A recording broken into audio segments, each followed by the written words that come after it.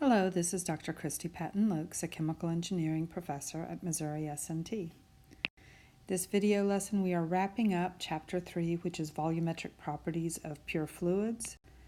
And we are recapping everything so that we can consider how do we make the decisions. And first let's look at what we would do for gases or the vapor phase.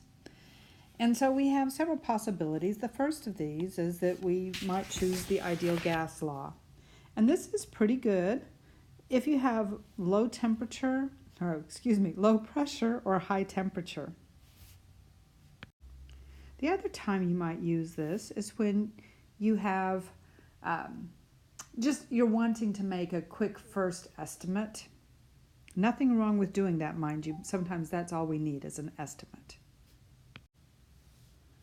The next one that we discussed was the Virial equation of state, and in particular the two-term. Two-term is good for up to about 5 bar pressure. If you go to higher pressures, you do need the third term. The problem is it's hard to find the data. The reality is you're not likely to be able to find even the second virial coefficient, B, but really unlikely to find C. Most of the time how we're using this is for theoretical comparison. And in fact, that relates back to the ideal gas law, that this becomes our check for limiting pressure of all other models. Now what we're probably going to find that we're using the most, especially in industry, is various cubic equations of state. Peng-Robinson or Soave-Redlich-Kwong are the two most common of these. Industry tends to have their own specialized versions of these where they have optimized the coefficients for the types of chemicals that they work with. And so therefore they've built entire computer packages around them. They become a pretty good model in those instances. So one last note about the cubic equations of state is that if you're going to use them, you do want to make sure you have a computer available. Now when you're working, you're probably going to have a computer on your desk or, in your book bag as you're driving down the road to a meeting or something. So you would have a computer. But for school, that makes it a little bit more awkward. Now if you need to do hand calculations, Lee Kessler is probably your best bet. You can get pretty good results, but you will need to be able to interpolate, and frequently you're having to do this double interpolation, interpolating in both the pressure variable and the temperature variable. Now recall that you're going to need to have the critical properties in order to use this, but it really is a pretty good calculation. Our last one is the generalized equations, and these could be to get at the Lee Kessler. They could be for the virial coefficients. These are not really used too much because they're not all that good. You can do better than these, but if you have nothing else, it is a way to get there. So if you have a chemical that you have very, very limited information on, all you have is critical properties. And then this is a fairly good something that you could do. It's just that most of the time we have better information. So what about liquids? On liquids, probably the most common thing we're going to do is assume that our liquids or our solids are incompressible, meaning that the properties don't change much as I increase the pressure.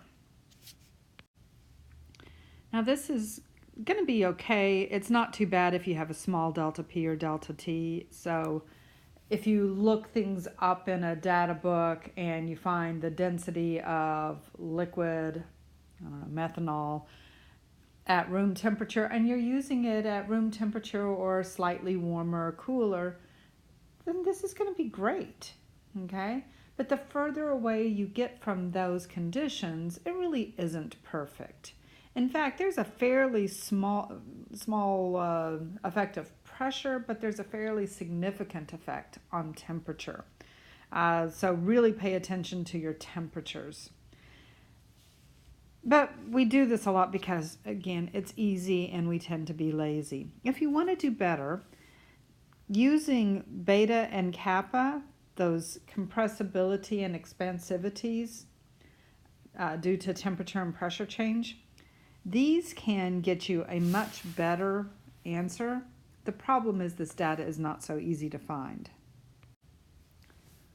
Our next option we discussed was the Racket Equation. Now, the Racket Equation is the one that allows us to estimate the saturation, saturated liquid volume for a particular temperature. It's not really very good, but there are going to be times when we are desperate. We have no other data available, and so we'll use it now and then. Probably the one that you would be most likely to use if you have a significant delta P or a delta T that you're concerned about. And this would be the Ursin chart. So the Ursin chart takes that data that maybe you were going to use as if it was incompressible, but allows you to modify it for new pressures and temperatures. So you're still going to need critical properties, but you're going to use that with the graph. And granted, the graph isn't going to be all that easy to read with precision, but it is going to at least give you a sense of magnitude of scale, which will get you closer to the correct answer. As you are deciding whether or not to use the Ursin chart, just remember that changes in temperature matter a lot. Changes in pressure, not so much. So if you're going to stay at nearly the same temperature and the pressure changed, maybe doubled, that one probably you could get away with incompressible fluid. But if you had the temperature increasing, substantially, then I definitely want to look for something that would allow me that better calculation, okay?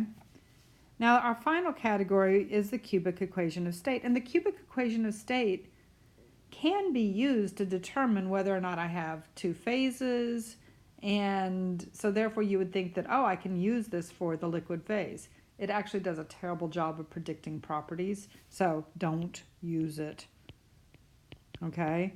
Use it for vapors, don't use it for liquids. So this wraps up how we make decisions for pure substances. In Thermo 2, we will be coming back and looking at properties for mixtures, and we'll find that there are some other choices that we'll consider at that point in time. Thank you very much for your time.